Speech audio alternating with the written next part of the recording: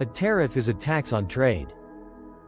President Trump's trade war is now hitting America's own allies. Canada, one of America's closest partners and one of the largest trading partners in the world, is turning away from the US. This isn't just politics. It's an economic shift that is already hurting some of the biggest American brands. Families are feeling it. Businesses are feeling it. In 2025, the US put new tariffs on Canadian imports.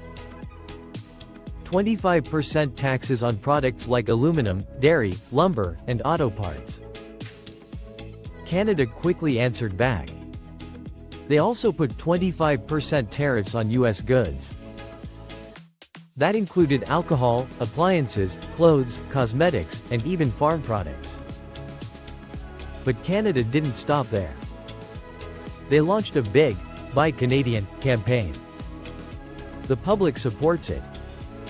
Businesses support it. Even government offices support it. Liquor boards in several provinces removed American alcohol from shelves. Supermarkets started labeling US products differently. Canadian tech companies even made apps to help shoppers avoid buying US goods. At the same time, Canada is building new trade deals around the world. They already signed deals with Ecuador and the United Arab Emirates. They are negotiating with Brazil and Argentina.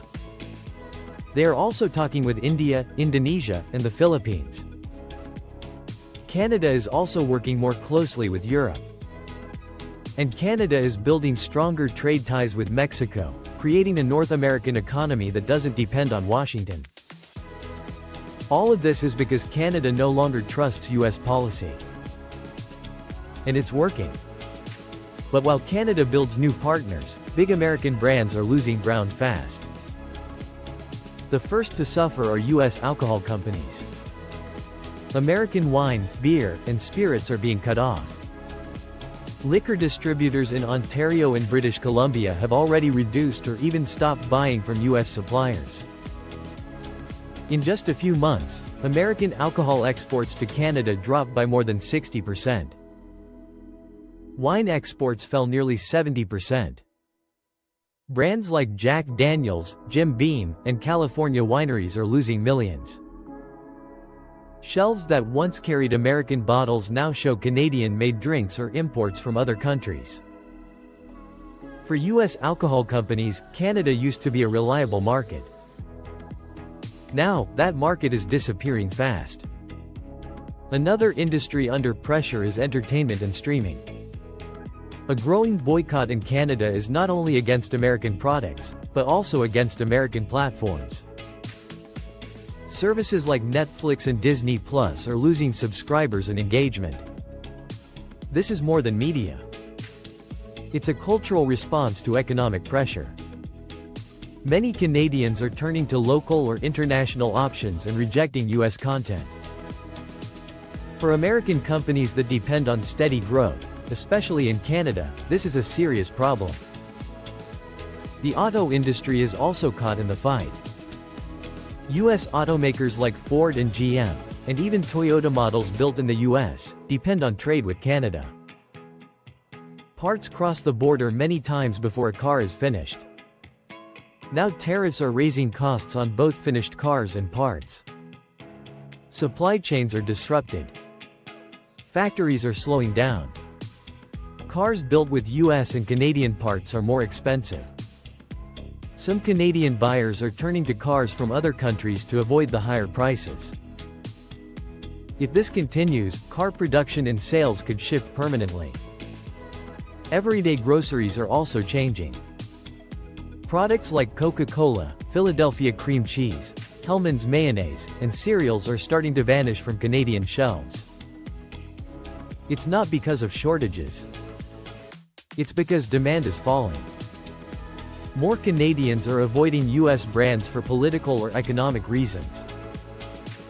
Stores are now promoting Canadian or other international alternatives. For US companies that depend on high-volume sales, even small shifts make a big difference.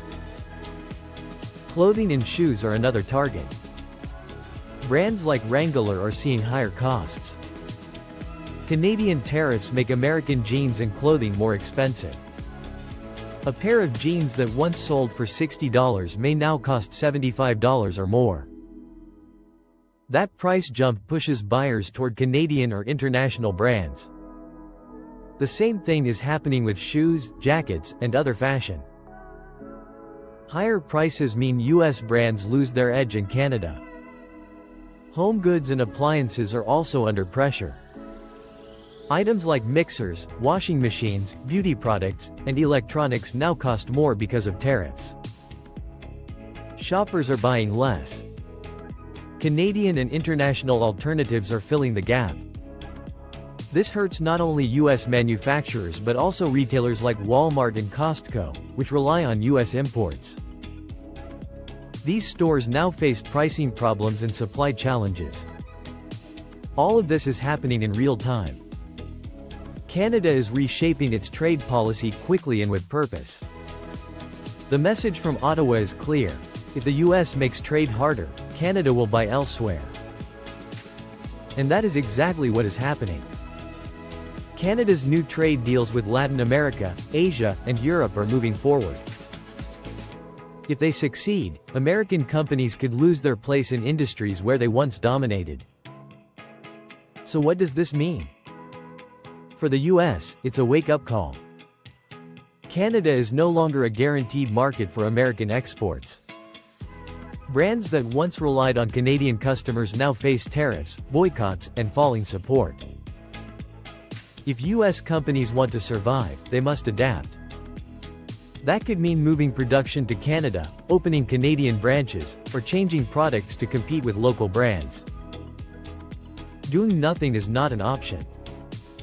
For Canada, this is an opportunity. By spreading trade across many partners and reducing dependence on the US, the country is protecting itself from instability. It's a bold strategy, and so far, it's working. Canada's economy is adjusting fast, and Canadian consumers are supporting the change.